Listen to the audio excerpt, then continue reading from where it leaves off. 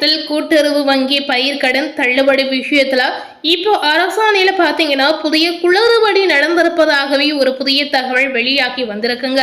So இந்த விஷயம் பார்த்தீங்கன்னா கோவை விவசாயிகள் ஒரு புதிய தகவலை தெரிவித்து இருக்காங்க. ஸோ அந்த தகவல் என்ன அப்படிங்கிறத வாங்க நம்ம விரிவாக பார்க்கலாம். சில நாட்களுக்கு முன்பு பார்த்தீங்கன்னா விவசாயிகளுக்கு பயிர்கடன் தள்ளுபடி செய்யப்பட்டு இருந்தது. அந்த பயிர்கடன் தள்ளுபடி பார்த்தீங்கன்னா கண்டிப்பா மக்கள் பேசப்படக்கூடிய ஒரு தள்ளுபடியாக இருந்திருக்கு. ஏன் பார்த்தீங்கன்னா விவசாயிகள் எதிர்பார்த்த தள்ளுபடியானது நடைபெறவில்லைங்க. விவசாயிகள் முழு பயிர்கடன் தள்ளுபடி ஆகும் என்று எதிர்பார்ப்போடு காத்து இருந்தாங்க. ஆனா கூட்டுறவு வங்கி பயிர்கடன் பார்த்தீங்கன்னா குறு மற்றும் சிறு விவசாயிகளுக்கு பெரும் வரப்பிரசாதமாக இருந்திருக்கு. இயற்கை சீற்றங்கள் அல்லது எதிர்பாராத பயிர் இழப்புகள் ஏற்படக்கூடிய காலகட்டங்களில் அரசு அறிவிக்கக்கூடிய கடன் தள்ளுபடி சலுகைகள் பார்த்தீங்கன்னா கூட்டுறவு வங்கிகள் மூலமாகவே விவசாயிகளுக்கு நேரடியாக சென்றடைவதாக ஒரு தகவலை சொல்லி இருக்காங்க.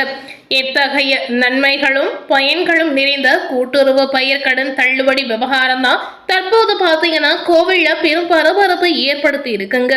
கோவை மாவட்ட விவசாயிகள் முக்கிய கோரிக்கை ஒன்று விடுத்து உள்ளனர். சோ அது என்ன அப்படிங்கிறத வாங்க நம்ம விரிவாக பார்த்து பயன்பெறலாம்.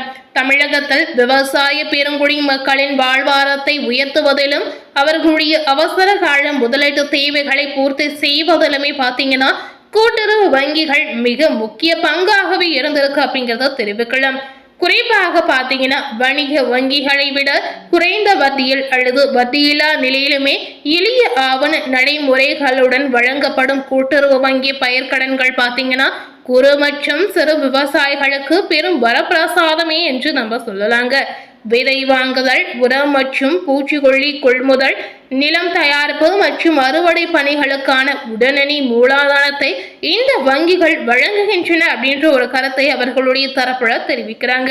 இதனாலதான் பாத்தீங்கன்னா விவசாயிகள் கந்து வட்டிக்காரர்களின் பிடியில சிக்குவது தவிர்க்கப்படுகிறது. சோ இந்த மாதிரி பிரச்சனைகள் பாத்தீங்கன்னா விவசாயிகள் காலமாக எதிர்கொள்ளக்கூடிய ஒரு முக்கியமான பிரச்சனையாகவே இருந்திருக்குங்க.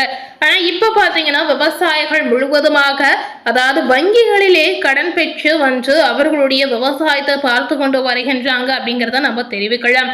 ஸோ இந்த மாதிரி விஷயம் பார்த்தீங்கன்னா உருகிய காலத்துல பயிர் சாகுபடி பணிகளை தொய்வில்லாமல் எளிதாக மேற்கொள்ள முடிகிறது என்ற கருத்தையும் அவங்க தரப்புல தெரிவிக்கிறாங்க. அது மட்டும் இல்லைங்க, இயற்கை சீற்றங்கள் அல்லது எதிர்பாராத பயிர் இழப்புகள் ஏற்படக்கூடிய காலங்களில் அரசு அறிவிக்கும் கடன் தள்ளுபடி சலுகைகள் கூட்டுறவு வங்கிகள் மூலமாகவே விவசாயிகளை நேரடியாக சென்றடையுது அப்படின்ற ஒரு கருத்தையும் அவங்க சொல்லி இருக்காங்க. இத்தகைய நன்மைகளும் பயன்களும் நிறைந்த கூட்டுறவு பயிர்க்கடன் தள்ளுபடி விவகாரம் தான் இப்ப பாத்தீங்கன்னா விவசாயிகளுக்கிடையே பெரும் பரபரப்பை ஏற்படுத்தியிருக்கு, பெரும் அதிர்ச்சியை ஏற்படுத்தியிருக்கு அப்படிங்கிறத நம்ம திரும்பவும் சொல்லலாங்க. சோ கோவை விவசாயிகள் சொல்லியிருக்க அதிருப்தியான விஷயம் என்ன அப்படின்னு பாத்தீங்கன்னா கோயம்புத்தூர் மற்றும் அதன் சுற்று வட்டார பகுதிகளில் கூட்டுறவு வங்கி பயிர்க்கடனை முழுமையாக தள்ளுபடி செய்ய வலியுறுத்தி வரும் ஜூன் மாதம் 22ஆம் தேதி முதல் மாநிலம் தழுவிய அளவில் கால வரையற்ற தொடர் உண்ணாவிரத போராட்டத்தை நடத்த விவசாயிகள் அமைப்பு முடிவு செய்துள்ளதாகவும் ஒரு தகவல் வெளியாகி வந்திருக்குங்க.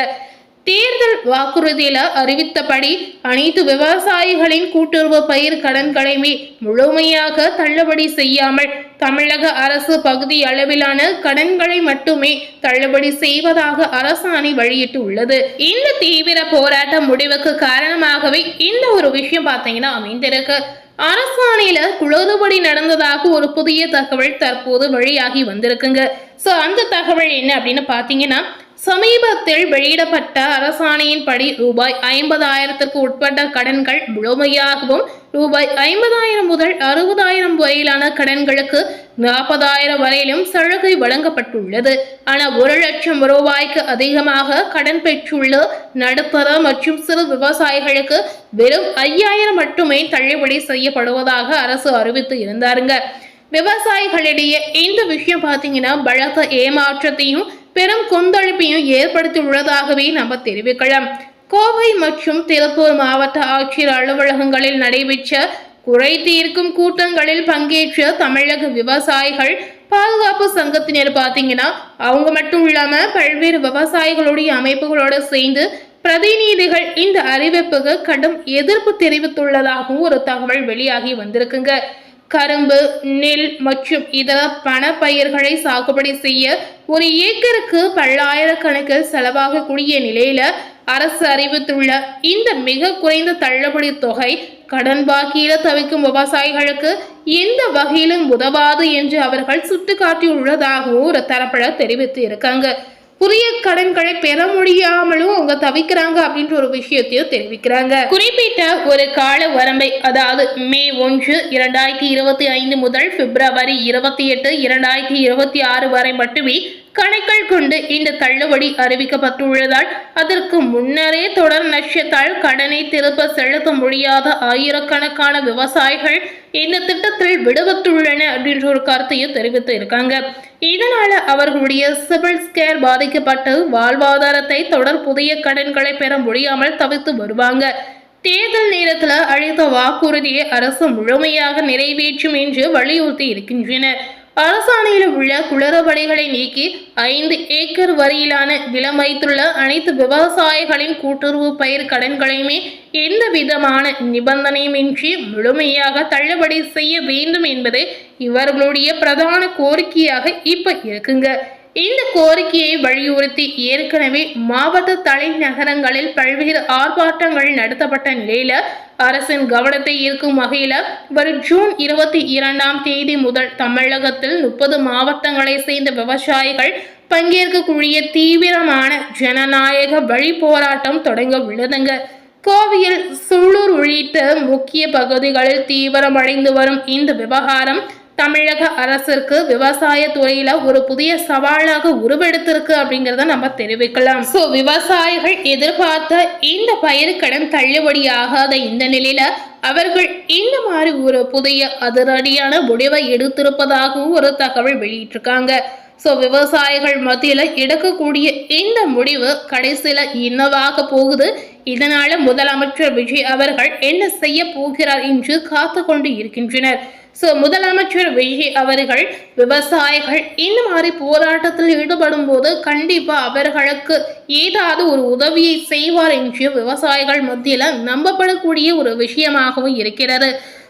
இதற்கிடையே அடுத்ததாக என்ன நடக்க போகிறது அப்படிங்கிறத நம்ம நிச்சயமா வெயிட் பண்ணி பார்த்து தெரிந்து கொள்ளலாம். இது போல புதிய அப்டேட்டான தகவலை தெரிந்து கொள்ளணும் அப்படின்னு நினைத்தீங்கன்னா மறக்காம நம்ம சேனலை சப்ஸ்கிரைப் பண்ணி பக்கத்தில் இருக்கக்கூடிய பெல் பட்டனையும் மறக்காம ப்ரெஸ் பண்ணிடுங்க.